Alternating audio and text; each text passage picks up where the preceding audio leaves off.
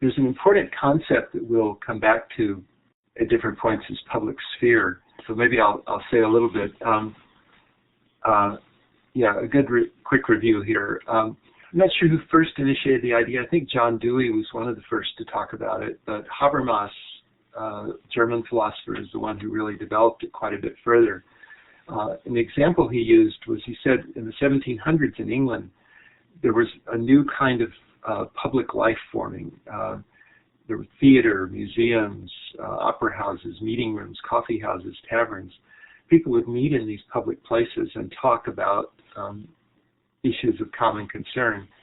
What they talked about in those face-to-face places was linked to the growing public press, publishing ventures, libraries, but also greater transportation and communication that came about through canals and carriages.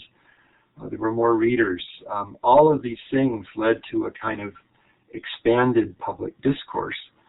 And in a somewhat idealized way of looking at it, Habermas said this conversation went on without regard to status. It wasn't so much that only the king could talk or only the wealthy person. People could sit in the cafes, everyone could talk. And there was some kind of trust in reasoned discourse. It wasn't purely about power. Power didn't disappear, but people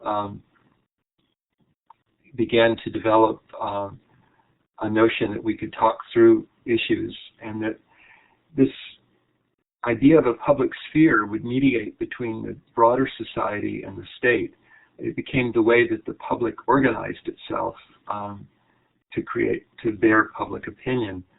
Habermas says, for a public sphere to work, there's certain requirements. Everyone needs to have a voice.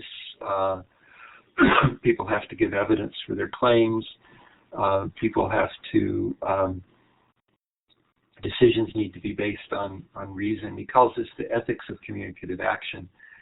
And one reason it's so relevant for us is that many people have talked today about to what extent can the social media of today create a new or an enhanced public sphere?